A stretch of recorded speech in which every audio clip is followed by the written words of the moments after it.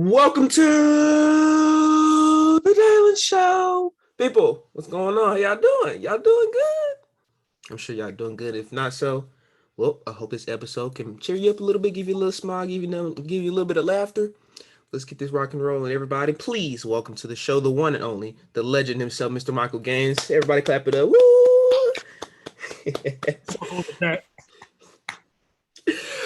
So first of all, Mr. Gaines, we appreciate you for coming on the show. How's life treating you, man? How's COVID life treating you? I know we're still in the pandemic. How's life treating you, man, right now? Life is treating me good. It's all about decisions.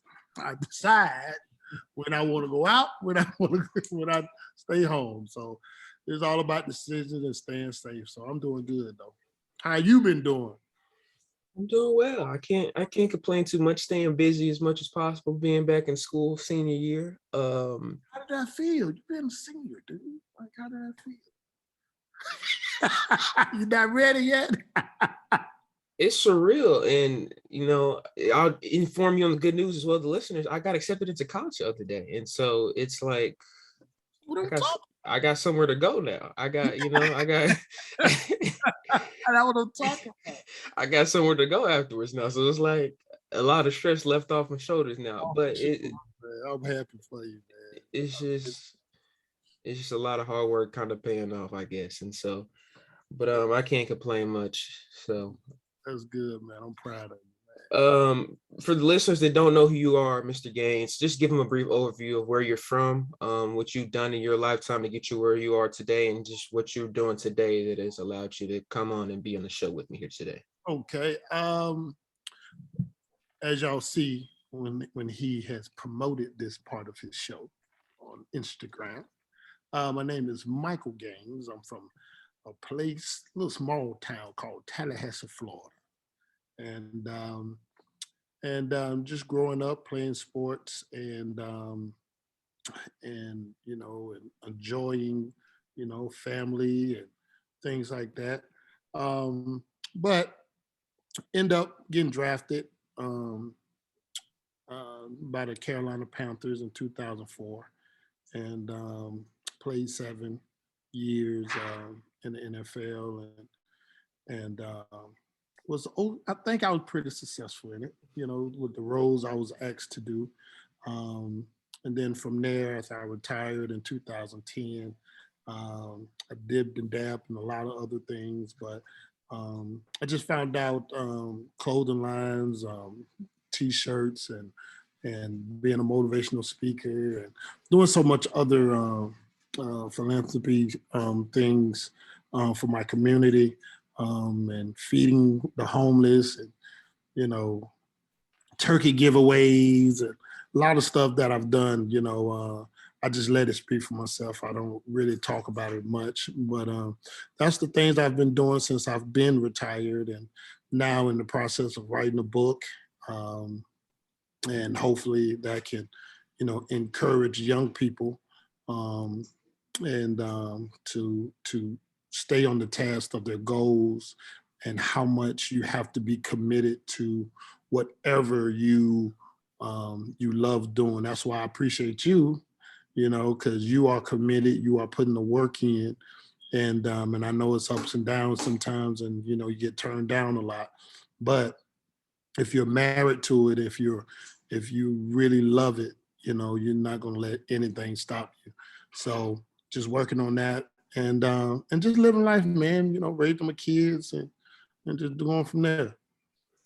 My particular on course when doing the interview is to kind of go in the steps of course, growing up in high school and then getting on to the point. But I also like to flip the switch a little bit. And you talked about how you're getting into different things. You have your book coming out. You've been trying to feed the homeless and motivational speaking, which is kind of how we met through Ms. Griffin, Yeah. and you speaking to her class and me stepping in and kind of listening to you. How have you gotten involved in that? And also, what is your response to it been? Is that something that you've been able to enjoy? What have you learned and from it? And is that something that you want to continue doing?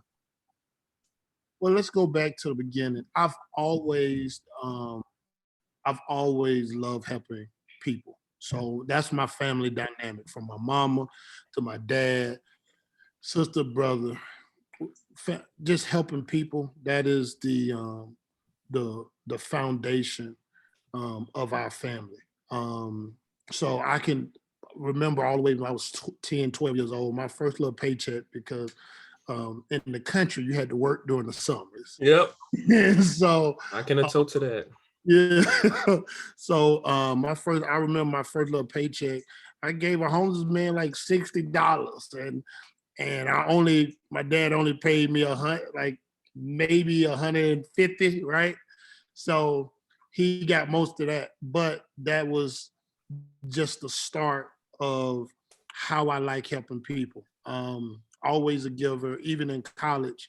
In college, when I went to University of Central Florida, down in Orlando, um, I used to eat at Denny's, and in college when you're struggling, always got to have a hookup. So a lot of times, if I had the money, what I do, if I see the same old homeless people, because you after you help people, you'll start getting, people start noticing you, right? And so in college, hey, it was a group of homeless people always noticed me, I'm saying, hey, Mike, they say, how was your game and things like that.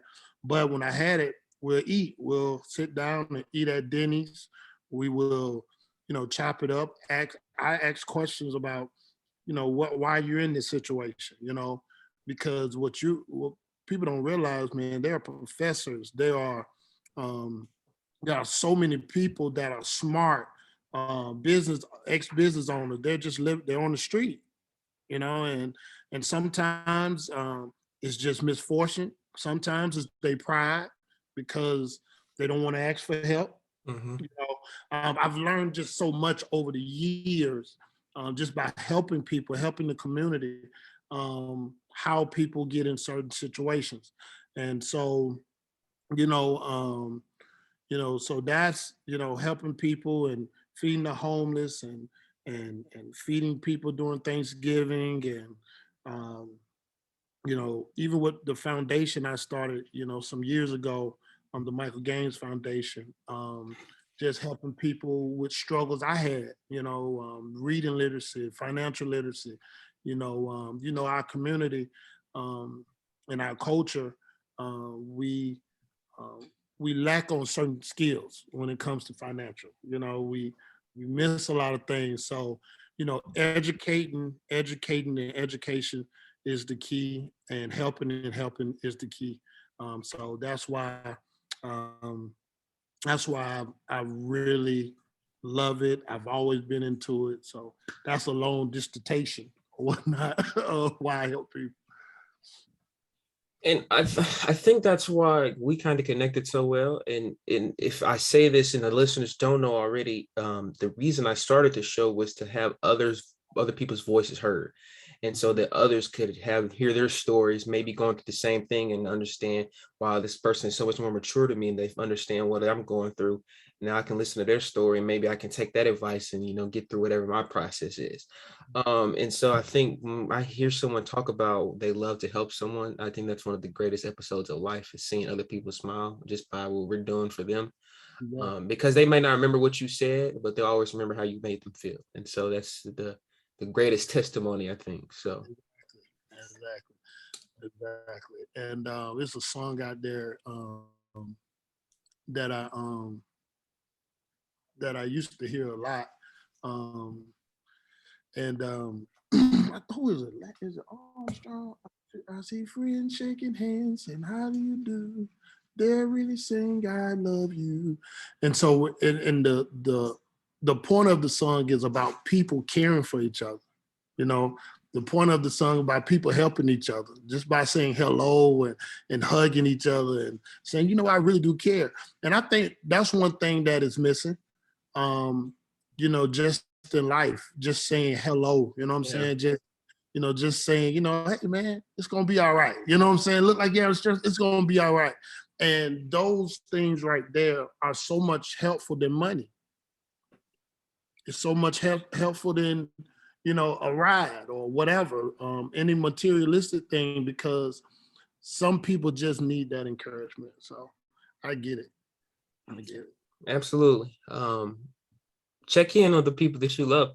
Um, that's very important. I think we tend to take things for granted, and everything isn't for granted.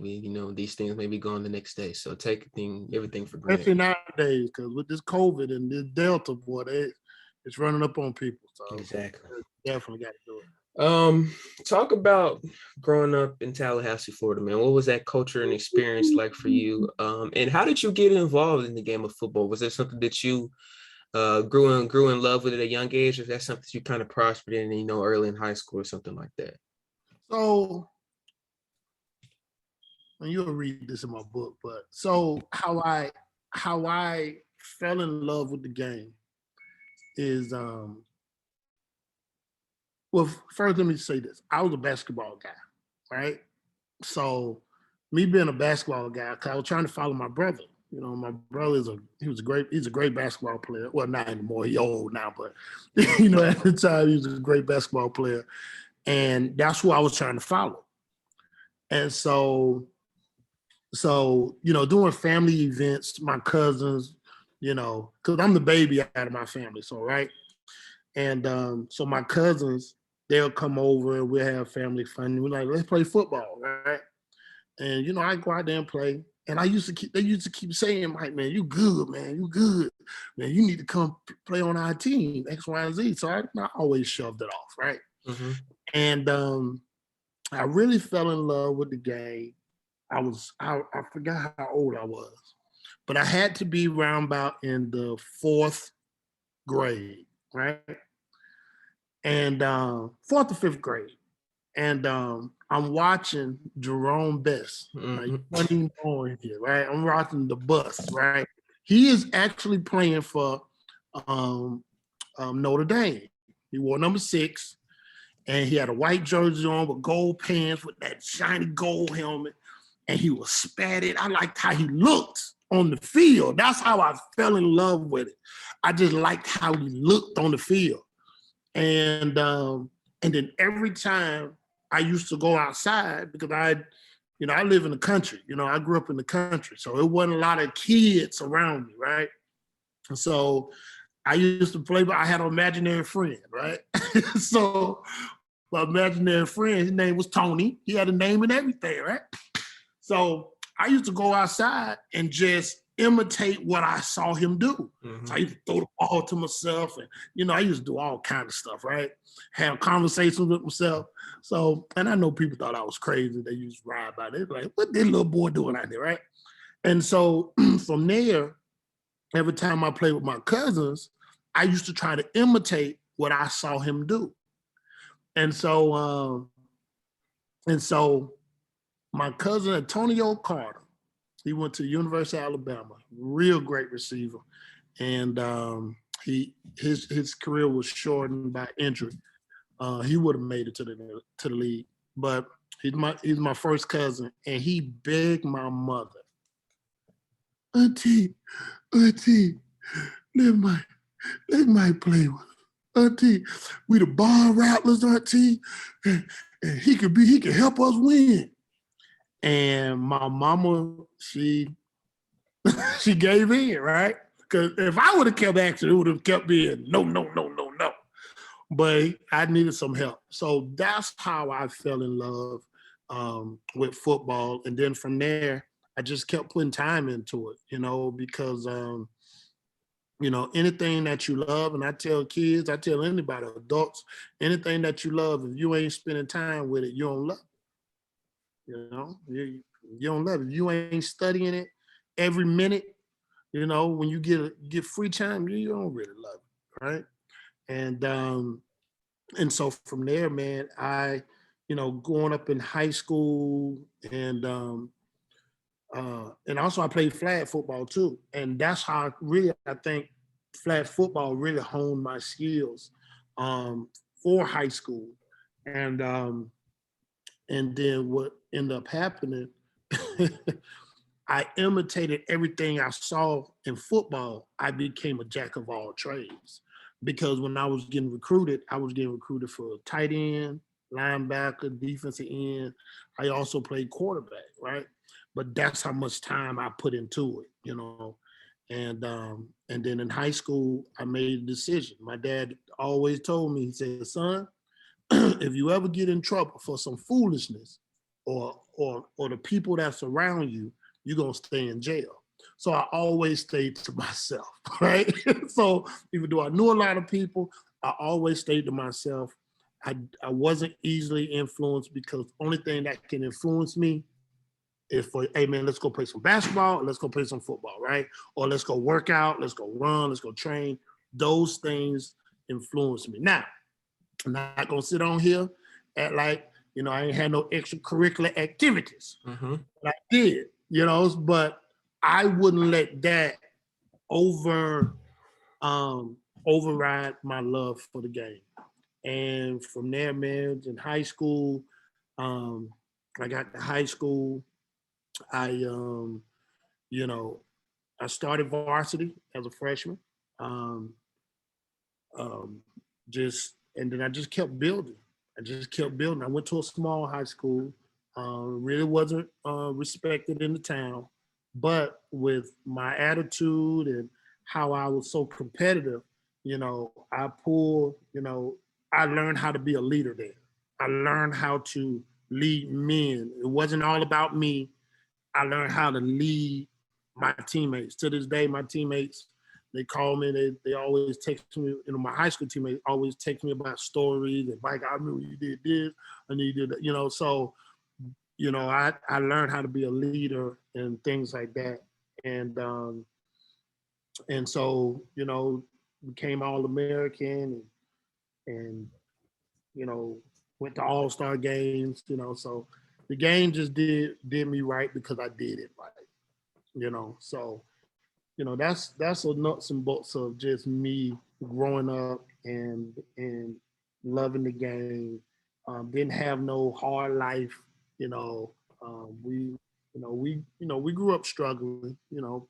But I ain't got no thug story. I'm a country boy. I shoot squirrels and uh, and, and and went fishing. I'm just Yeah. you know, Yeah. um, but and then like I discussed with y'all class last year, my only the only problems I did have growing up was my reading. My reading was horrible. Um, Math wasn't great. So my educational part of me, I struggled in, and with me struggling in it, it I detoured a little bit, but I ended up making it out, and staying with it because also my mentality was I'm not gonna let this not let me get on the field. You got to make your grades. You got to so I'm not going to let this shortcoming that I have for not reading well stop me from getting on the field. So I did all I could do um, to to reach my goals. I think I mentioned to you and your classmates when my senior year in high school, you know, I I had to really take my reading seriously, and so my senior year, um, I got a tutor, and she broke me all the way down from kindergarten all the way to the 12th grade. And with that, and understanding how the comprehension and how, in reading and things like that, um, it that took me from you know not reading well to graduating college in 3 years. You know, and so it was some things I had to do. It's some pride you got to lay aside. There's some sacrifices that you had, that I had to do to to get to where I possibly, where I ended up in the league. So You talk about being recruited in many different positions, and I want to also get into later on. You talking about your difficulties with education, but I will talk about that. I know you're going to get into that a little bit more later on. You talk about being recruited in many different positions, and you kind of grew up loving Jerome Bettis. Was the running back position something that you value highly? Like, is that something that you wanted to be growing up, or is it anything that just came at you? And also, what did you feel was your role as a player on and off the field? Um, my role on and off the field, I'm gonna start with that one first. I've always been a spiritual leader. Mm-hmm. You know, I've always been a motivator, and I've always been a clown. You know, I keep people um, on focus on what the task at hand. I mean, look, we're gonna overcome. You know, and I had to, you know, I had to come into that role because most of your great athletes always want the ball. Now, I've always wanted the ball, but my coach, Mike Hickman, um, made me value hard work and sacrificing for others and, a priority for me. And when my teammates saw that in me, you know, it ain't always got to be about him. It was easy to lead, and they was ready to follow me, right? And so, that was my niche. No matter what, that was my niche. Um, was to sacrifice and be a servant to my team, if that makes sense. It's hard to be a leader if you can't serve. Yeah. So I didn't mind serving my team. Um, with Jerome Bettis and being recruited for so many different positions, with me not being selfish, I played roles that, you know, I had to play to make sure we were successful. So one thing I fell in love, I just loved how Jerome Bettis ran the ball. So I've always, when the ball came in my hand, I knew how to run the ball because who I looked up to knew how to run the ball. So I tried to imitate myself like him. So, and then, growing up, I ended up getting my own style of running and things like that, right? So, with that, it prepared me. Each position that I played, from defensive end, linebacker, no matter what, it prepared me to always hunt for the ball, right? Yeah. Always go get the ball, right? And so if I picked off a ball, I got it.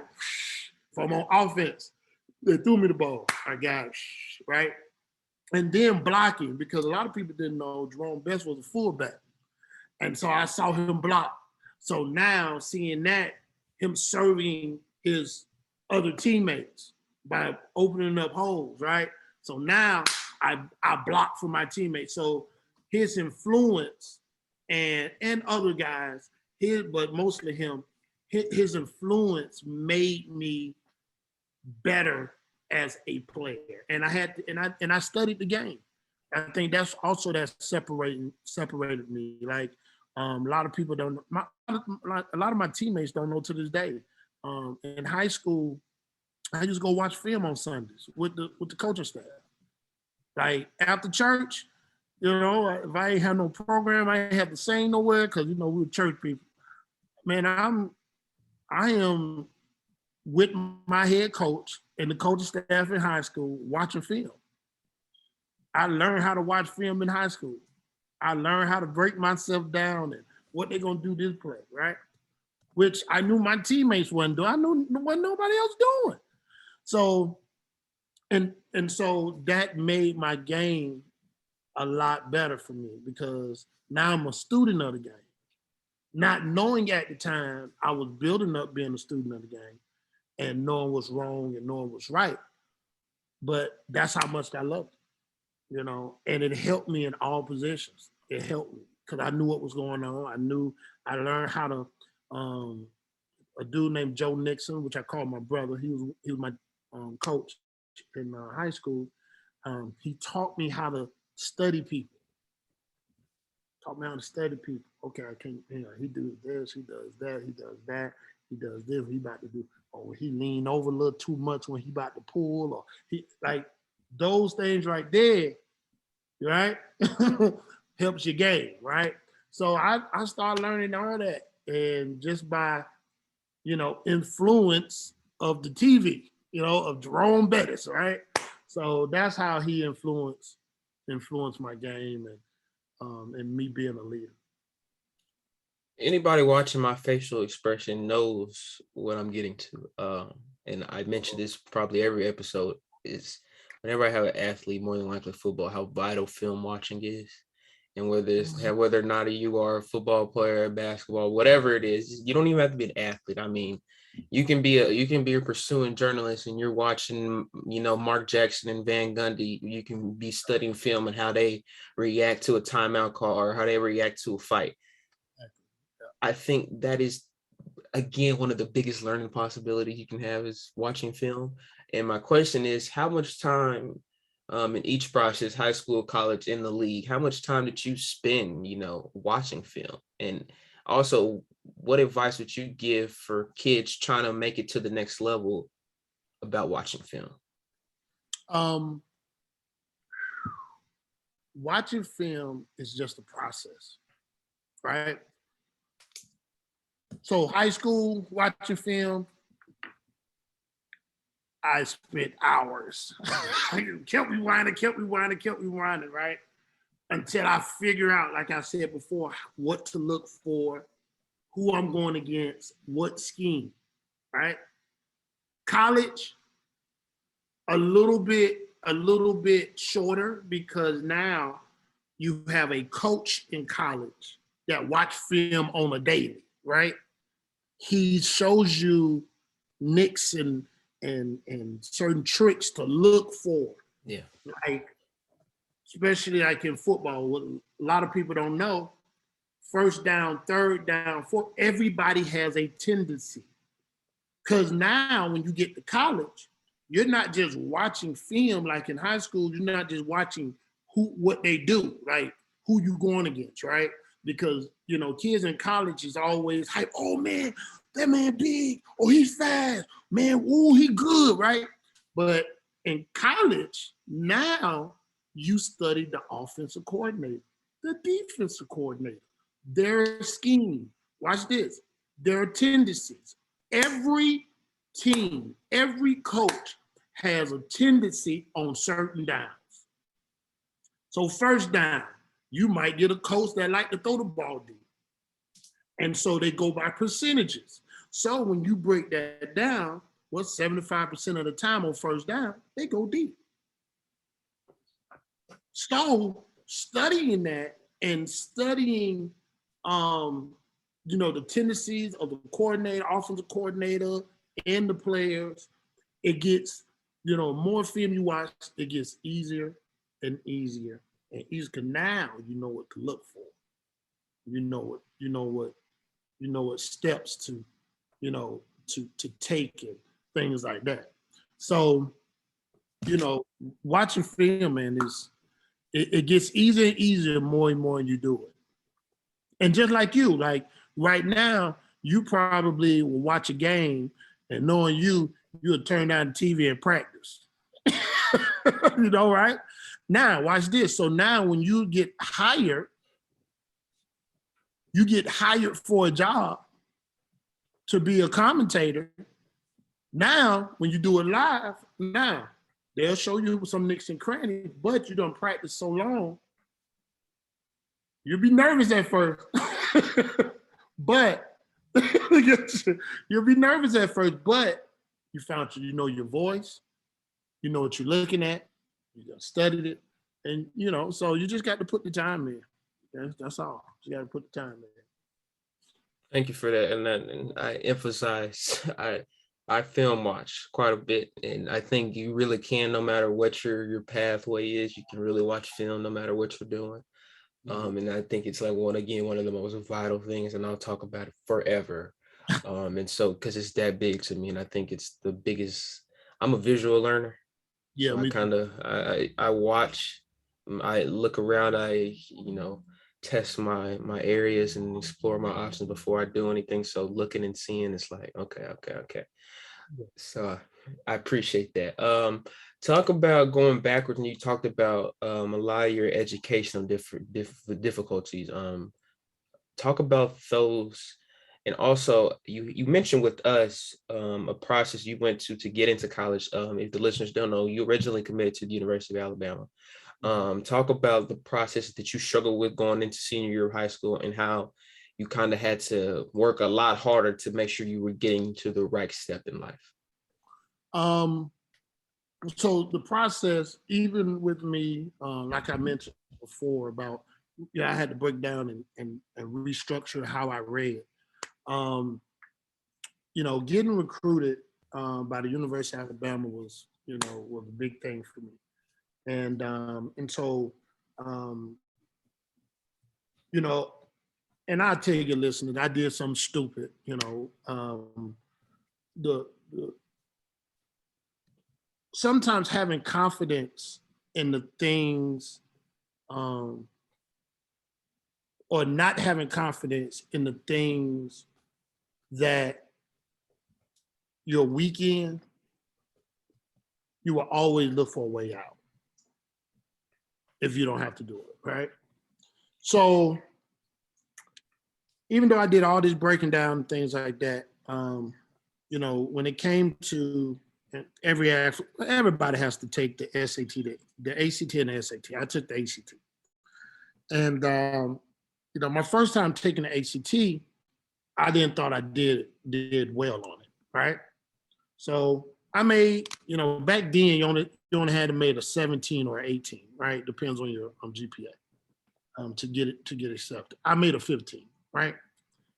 And so instead of just putting the time in, I looked for an easy way out. I asked a friend to take my next test, right? While I was somewhere playing ball, right? While I was somewhere doing something I love, right? So, the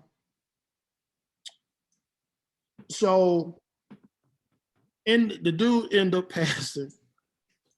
Well, he passed with a 21, right? I was like, man, I just need a passing grade. Don't get done, right? He passed with a 21. That's a red flag. So, end up going to the University of Alabama. End up not understanding they was under investigation already. Mm-hmm. The NCAA was investigating them already, right? And so I end up coming on their radar. So, make a long story short, they sit me down. They were like, well, look, who set your test up? And we know you ain't take the test. And I'm like, look, man, ain't nobody set my test up. Alabama didn't know nothing about it, X, Y, Z. So the struggles I had was self-inflicted. And instead of just taking the road and putting the work in, when it came to that part, it really bit me in the butt. Okay. So at the University of Alabama, I was just on my way. Listen, I had a plan. 2 years in college and I'm going to the league, right? I had a plan. And when the NCAA came back and said to me, or first Alabama came back and said, we're gonna kick you out of school. You made us look bad, X, Y, and Z. And then the NCAA came back and said, you know what, we're gonna expel you from football. You can never play football anywhere else in the country, right? And I was like, all this because I had somebody take my test, right? And I was, up front. Where my struggles came in at was now I'm at a place where my girlfriend, she can't help me. And that was football. My mama, my daddy, they can't help me. I made a stupid mistake. I got to. And a lot of times God will let you sit in your mistake. And with sitting in your mistake, become truthful with yourself. A lot of times, as great athletes, we don't want to be truthful. We don't want to live in our truth. We want to live in a fantasy world of I am the greatest, right?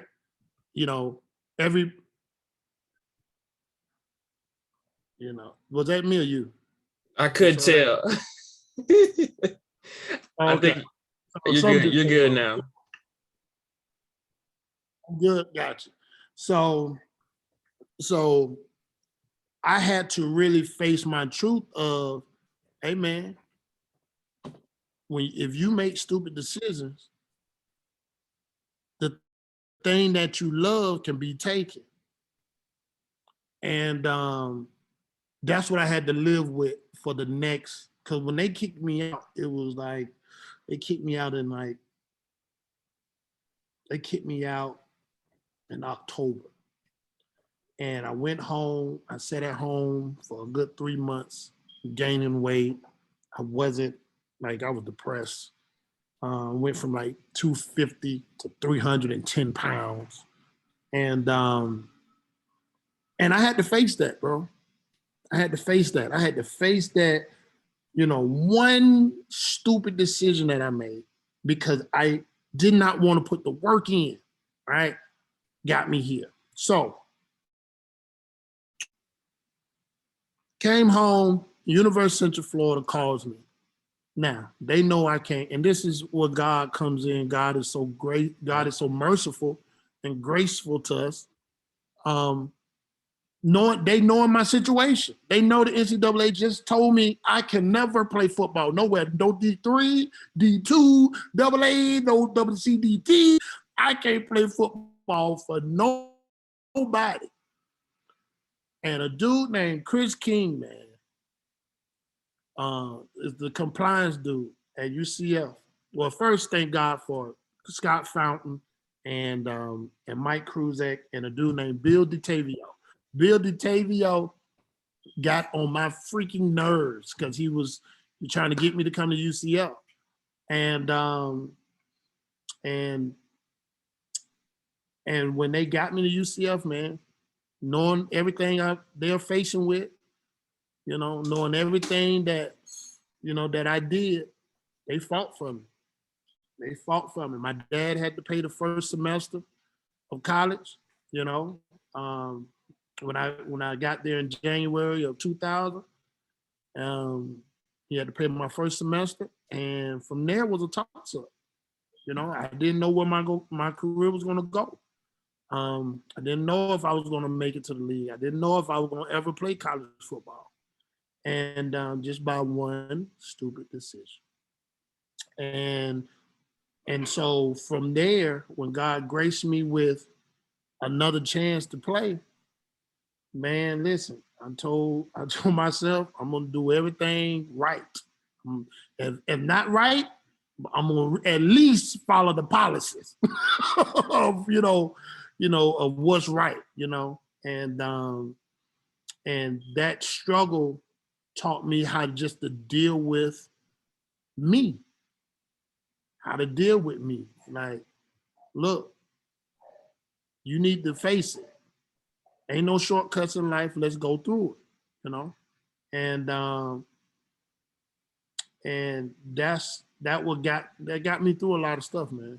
To this day, I'm an honest dude. Right? I'm gonna tell you straight up. If you don't like hearing it or not, I'm gonna tell you in a way. Well, look, this is what you got to sit in. And that's what it did for me. What advice would you give for an athlete coming up that's kind of struggling educational wise? So what advice would you give for them to kind of help self-motivate them to keep going in the classroom? First, don't give up. And then take that dream, take what you're good at, what you like doing, make that a priority to motivate you to do better in school. Because look, Yeah. man, I'm gonna tell you this, man. It's embarrassing. It's embarrassing when you can't do when you struggle in school. You see all your classmates doing good and making A's and B's, and here you come over here with some D's, and you might hit a C and 9 then, and it's emotionally, it's a struggle. Yeah. So what I would tell them is listen, you got to shut everything out. And listen, if you, and I did this a lot, if you ain't comfortable reading in front of people, you tell your teacher, look, I'm not playing this game. You know, here's what I struggle with. Can you help me? X, Y, and Z. And just be honest with yourself. Be honest with what you struggle with. Don't lie to yourself and keep working on it. You're gonna have to learn. Listen, when you get to the league, I thought I had a sample playbook around here. You get to the league, you gotta learn how to read. When they give you them long old plays, and man, it's some reading involved. Like if you look at like every player got to understand, you get a scouting report. And in that scouting report, they talk about your mama, talk about your daddy, they talk about your sister, they talk about everything you done did in life. You know, they talk to your counselors, they talk to your head, they go all the way to high school, talk to your head coach. Listen, it's some reading involved, it's some education involved, period. And so I just encourage you, shut off everybody, shut off everybody and work. Work in the dark. You ain't got to always work in the, work so people can see you. Work in the dark. Because what you do in the dark, when it come to light, it's gonna be perfected. It's gonna be like, I'm gonna be ready for it. You know what I'm saying? Like I'm prepared for this moment. Right? I never forget, like my first minister of mine, because I started preaching, I was preaching in churches in college. So in 2001, January 24th of 2001, did my first sermon. I did my first sermon, dude. Like, and I had to read. I can't, to this day, I don't like reading in front of people, but if I can, I breathe through it and I read, right? And that was a big moment for me, dude. You know, that was a big moment. Reading in front of the whole church, and it was packed. They found out the baby boy come back home to preach. Oh, it was packed. You know, all the preachers in the pulpit, and I'm looking at it like, what's going on? I can't say Thessalonian. I can't say that wrong. You know, I gotta be on top of my stuff. And so, so I tell kids, if you need help, open your mouth. Yeah. If you got to struggle, listen, shut everything off, because I know people pick on you. Your family will pick on you. I know these things, right? You got to shut that stuff off and just focus. And it take a process to focus, but you just got to do it. Just got to do it. Talk about your time at UCF. What did you learn? What were some things you learned that you still stick with you today? And also, when did that process begin? That you're like, okay, I'm ready for the league. I'm ready for the next step in my life. Well, the arrogant part of me always thought I was ready for the league. So, UCF, man, let me tell you, UCF, I had to learn how to be an adult. I had to learn how to be grown. I had to learn how responsibilities, paying bills, and really being on my own. Like UCF is not set up, now it is. It's set up like a college. Like if you ever come to UCF, it's a college town now, right? It's a college area. When I got to UCF, it wasn't like that. They probably had 2 dorms on campus, and everybody else, you lived off campus. You lived with the regular citizens. It wasn't like a big college life. So what UCF taught me was this. UCF taught me second chance, right? God loves me, right? But it also taught me everything my mom and dad had always told me about being responsible, paying your bills and, doing the things that you have to do, right? And it puzzled me when I got to the league. A lot of my teammates didn't know how to pay their bills. Ain't no light bill, no, pay no darn car note and insurance, and I had to learn that here because my last year at UCF, man, and I don't know, to this day, it wasn't know about God on this, right? I ended up getting a 4-bedroom house on a golf course, right? And that was by faith, right? But then I had to learn how to take care of a house. Like, oh man, things break down. I need to learn how to fix it. We ain't had no YouTube then, right? There wasn't no YouTube, So I had to really learn here how to be an adult. And which, a lot of athletes don't know how to. And that's it's kind of crazy for you people to hear that. Like, we big kids. We have other people do stuff for us a lot, right? We big kids, right? And so to learn this real early gave me an advantage just in the league. And I know you like, man, you got money, you can pay for it. Yeah, you can pay for it. But when you know how to do it, you also can save money too. Yeah. You know what I'm saying? So UCF was the moment where I woke up and I was like, man, look, I'm grown. I'm really grown now, right? And so going back to your last one, when was I ready for the league? When I got there. That's when I knew I was ready. When my first practice with Carolina Panthers and my skill set, I just knew I was ready then. After I got the nervousness out, blocking Julius Peppers, which he's going to be a Hall of Famer one day. Mike Rucker, Al Wallace, facing some good competition. That's when I knew. I said, man, I can do this. I can do it. They did not recruit me for that. I didn't work that hard all them years from high school to college to now not to be ready for this. And my first block, I said, okay, I might got something here, right? My first catch on the DB, okay.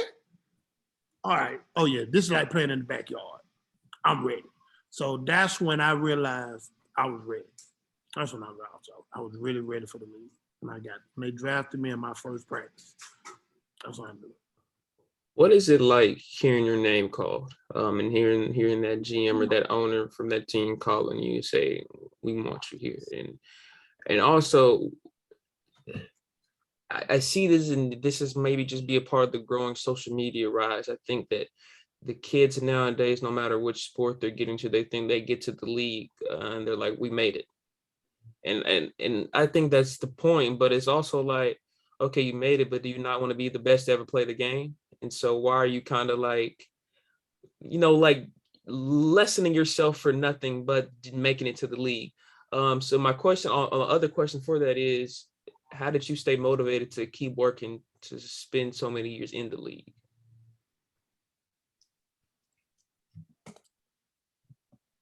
What kept me motivated was they was always trying to replace me. See, what a lot of people don't understand is, soon as you get drafted, I don't care what round you get drafted in. And believe me, when they call my name, I got drafted in the 7th round, 232. I cried like a little baby, like I got drafted in the 1st round, right? So what people don't understand, soon as you get drafted, soon they try to replace you. And depends where you get drafted at, is your replacement coming sooner than later. 1st, 2nd, 3rd round, they get a little time. 4th to all the way to 7th, you better have your act right. Right? So my rookie year, what a lot of people don't know, I started. Me, Kerry Colbert, Travell Wharton, Chris Gamble, we were starters. That was my draft class. Like, we were starters, dude. Like, we ain't come in playing. So after, and I'll never forget this, my second year in the league, dude named Freddie, what was Freddie's last name? Freddie Moore. He was a tight end. He was a veteran tight end. I used to study him. Carolina Panthers brought this sucker in. And I looked. I said, how they bring him in, right? So we was already 4 deep. It was me, myself, dude named Chris Mangum, a guy named Mike Simon, and we had one more other guy. I can't, he was a camp body, but I can't remember his name. So they brought him in. Now I'm the token black guy in the room, right? There's only one room for a black guy in this room, right? And I'm it, right? So they brought him in. He came through camp. I said, man, I need to turn it up. Yeah. I need to turn it up, right? My blocking got better. It raises your game because look, you don't know if he's coming to get you. You don't know. So that kept me going, but also it drained me too. Because, excuse me, I should have easily did 10 years. But when you always got to prove yourself, it gets draining. And then it don't even become about football no more. It becomes about the number. And the one thing about the league, every year you're in, your base salary it comes with a base salary. So if I'm year 5, that year 5 come with a base salary, right? You can't negotiate that base salary because the CBA won't allow you to negotiate. So if if your base salary is $1 million, but you will take $850, they're not going to allow you to take $850. Right? So it becomes it don't even become a thing about your talent anymore. Right? So a lot of guys, and this is where you see a lot of times when they get paid, when they get their contract, they chill. They good, they chill. But then you got the ones, I just want to be the greatest, right? I just want to be the best. And they stay in the league for 20 years, 18 years, right? But with that, it comes help. They got to be in the right scheme, the right culture, what team you go to. There's a lot of stuff that comes in the play when it comes to a great player, elite player, and a player that just happen to be there. Because you got a lot of guys that just happen to be there. And I'll tell your audience real quick, there's a lot of guys when they get to the league and they get them first couple of checks, they shutting it down. They shutting it down. Some guys just play ball just to take care of their family for however long, to get some business started, and they done. They done, bro. They got their little money and they gone. So, and that's the reality. When you got to the league, what were some of the key differences you realized in college and NFL football? What were some of the things you had to pick up really quickly? What I had to pick up real quickly in the league was, it's on you. Yeah. In college, they gonna push you. Oh, come on, come on. It's still like Army style, service. Yeah, let's go. We got 6 a.m. workouts and no. And in the league, they're gonna get you your book. If you want to work out with the team, you can, right? It's on you. You are responsible for your greatness in the league. The X's and O's are the same. The same routes they run in college, they're going to run in the league. The difference is how much time you going to put in to be great. Mm-hmm. Ain't nobody holding your hand. Ain't nobody calling you to get up and work out. It's what you going to put into it. That's the difference. Talk about now going into it. How hard is it to be tight end? And I think every position in football is of course extremely difficult, but as a tight end, it's not. Tight end. Talk to me then. Tight end, quarterback. It depends on what kind of running back you are.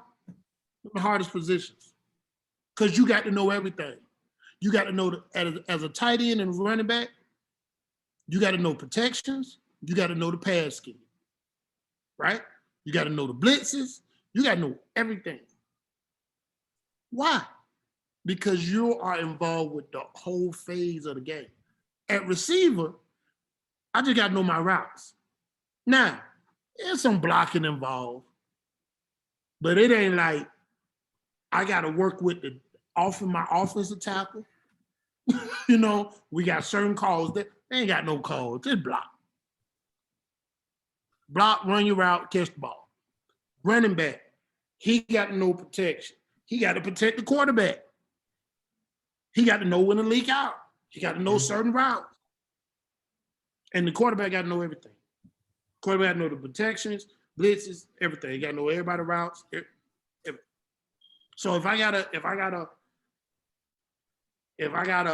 rank it, it go like I said, quarterback, tight end, running back. Easy. It's difficult, and you got to know everything. Point blank period. What's been the most chaotic atmosphere you've ever played in? Like, what's that one stadium it's always in the back of your mind was like, yeah, they busted my eardrums a little bit. Seattle. You ain't gotta fit in that. Seattle, brother. Seattle. You can't hear yourself breathe. Yeah, you can't hear yourself do pass gas or nothing. You can't do nothing. Look, Seattle's so loud, bro. I ain't never been no stadium like Seattle. Mm-hmm. Now, after Seattle, it comes, if I gotta rank them, after Seattle, probably the Saints. And if you catch them on a good season, a real good season, Atlanta Falcons. They can get real loud. Atlanta can get real loud. But ain't nobody overcoming. Ain't nobody gonna beat them Seattle Seahawks. I'll tell you that now. How long did you think, or would you want it to last in the league? I'm sorry. How long did you think your career could play out? How long you think my career could have played out? Yeah. I could have, if healthy, because I didn't have a lot of injuries at all. I just aching, right? If I were to put it in, I could have said 12. Mm-hmm. 12. I probably could have squeaked out 12, because most veterans, that's what they do. They just sit on. Perfect example. My rookie year, a dude named Will Willick. Will Willick was a veteran. He done played about 15 years already. And Will was just on the team. He was just a veteran just on the team, right? So I used to ask my center, Jeff, now I was like, Jeff, like, what do Will do? Like, he just on the team. Like, and so what I realized later on in your career, coaches will sign veterans just for the locker room. Make sure the locker room is together. So my last little years, if I would have at least played 12, I would have been one of them guys that just, hey, look, keep the locker room together, right? So you'll find a lot of veterans that do that in the league. So that's why I say about 12. About 12, I could have did about 12. When it was time for you to leave, were you satisfied at what you had accomplished in the league, or were you still striving for a little bit more? Was I satisfied? I wasn't satisfied. Nah, I wasn't satisfied. But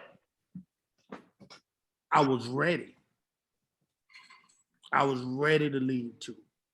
I wasn't satisfied, but I was ready. In 1 year, in 2009, I moved from Detroit to Chicago, Chicago to Cleveland, from Cleveland to Houston. I moved 4 times. Now I was done. Mm-hmm. Yeah, I was done after that. When I got to Houston, I did not like that organization. Got to Houston, and it wasn't in me. I had so much other stuff going on in my life. It wasn't in me. So, but like I said, I wasn't satisfied how how I left it, but it was time. It was time. So wasn't bitter. I wasn't bitter. I wasn't like trying to keep. Oh, I want to come back. No, it was time. It was time. As you got ready to leave, what did you think was the next step for you? What were you kind of planning to focus on after football? Just my motivational speaking and what business I was gonna get into. That was it. Yeah, and helping. That was it. I always knew who I was and what I was good at.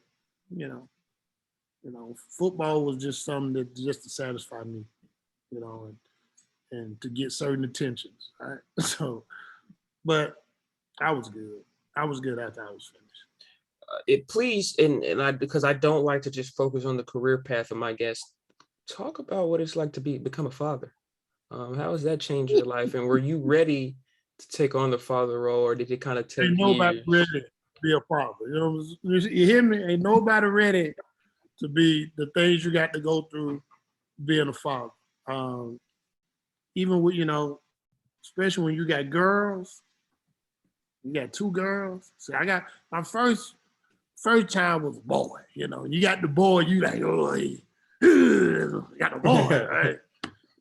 Oh, them girls, worse. You know what I'm saying? Terrible. Because you can't do what you want to do like you do the boy, right? But fatherhood, man, I really wasn't ready for it, but I embraced it because now this is my own I can pour into. Mm-hmm. Right? It's one thing to pour into other kids that ain't yours, but boy, when you got your own and trying to pour into them and see how they react to it, that's the, and then what they take. Because when you don't think they listening, when we don't think y'all listening, when your mom and dad don't think you listening, and you do something to be like, man, they heard me. Yeah. That's the rewards and the joy of it, being a father.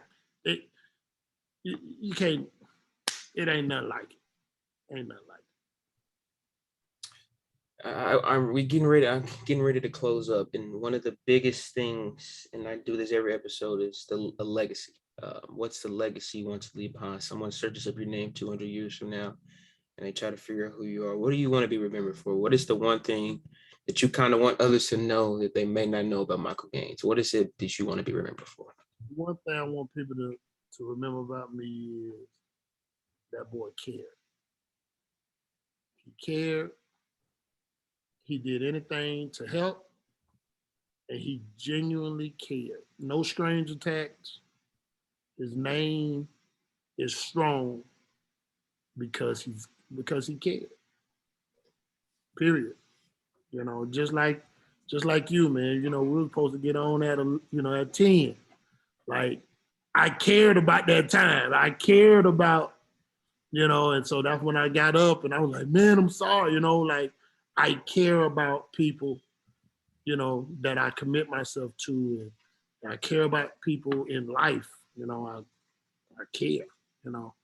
And we were supposed to do this interview a long time ago, but just schedule wise. But I care about people like you, man. Like, well, you're a dime a dozen. You hear me? Appreciate that. And that's why you doing what you're doing. You encourage me. I don't mind being on here for an hour with you. Because at the end of the day, I know this. I'm gonna look back 5 years from now, 6 years from now, and I'm gonna see you behind on ESPN or somewhere, and I'm gonna be like, I did here. I did an interview with that kid, and I'm gonna be happy with it. I'm gonna be. I ain't want nothing from you. That's me taking my time and caring and staying a man of my word, and pouring into you, pouring into your classmates. That's what it's all about for me, brother. Because I can give you $1 million and you can blow that. Mm-hmm. And you ain't got nothing to show for it. But the stuff I pour into you is from my spirit, from my heart. That's why we here. That's why we here. So, yeah, man. He cared. That's all that matters to me. Absolutely. I appreciate that. For the listeners that may have any further questions that I may not have got to, if you're willing to put out any social media so they can reach you on, please do that so that they can reach you. Yeah, I'll tag it. I'll tag it, and I appreciate you, man, for inviting me, man. Always. I don't take this. Listen, I don't take this for granted. I know sometimes you sit in that room and be like, man, I got him to, X, Y, and Z. I don't take this for granted, man. So I appreciate you, what you're doing, and I support you. Thank you.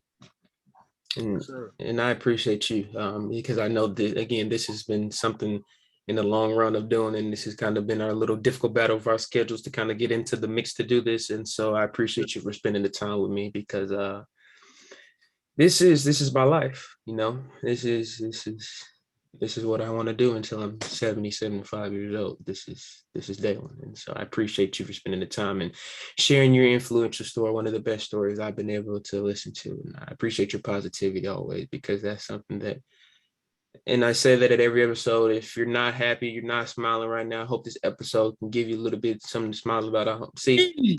Smile. Smile with your eyes like this. Just tell them to smile, huh? And that was one of the first things I noticed about you when we met, is like he's so positive, and that regardless of whatever you say, your actions are bigger than your words to me, and your body language and your emotion, your facial expressions, that poured into me, and I was like, I got to get this guy on the show, and but your story is so influential because of your struggles, and you've been able to stay on top of your game with that second chance you took from God. I appreciate you. I really do. I can't express that enough. So thank you again. Yeah, I can't wait. Hey, when we do this again, because we're gonna do this again. Mm-hmm. I'm gonna do something for you. But you tell your parents, man, they've done a great job raising. All right. And what school have you got accepted to? That's what I want to know. You got me right. You thought I forgot about that? Huh? What school? We got to make that announcement. You want to wait? How you want to do this? No, the University of Mississippi, Ole Miss. Yes, sir. Hey, bro. Yes, sir. And I feel like I'm on top. I feel like I'm on top of the world a little bit that day. Expecting that? Was you expecting that? Yes and no, not as quickly as it came back. And so it caught me off guard as quick because I only submitted the application like maybe 4 or 5 days before, and so I wasn't expecting it to come back that quick. But it's still cool to just know you had somewhere to go, man. Yeah, and it's still 8-9 months away, and it's just like surreal. Even if I, choose a different path and may not go to Ole Miss, which will more likely be my next destination, Ole Miss, but it's all God's work, man. I can't express that enough. And And I told my mom that I was like, he's good. And I got out of school and I told everybody, I didn't tell him I got accepted. I just say God is good. And if you're not having a good day, if life's not good, guess what? It don't matter. God is good. I didn't tell him anything. Did you tell me She you was ain't tell me good. the grip? She was the first person I told. I was in our Yeah, classroom when I you got know the the grip email. go in, boy. She'll start praising God right there. Man, I'm He's so happy, man. good. And I I'm can't happy express for you. that enough. And all this is visible of his work. So we appreciate you again, Mr. Gaines. Thank you. Okay, man. You have a great Saturday. And when you want to do it again, just hit me up, brother. Always. And listeners, appreciate you for sticking in with us.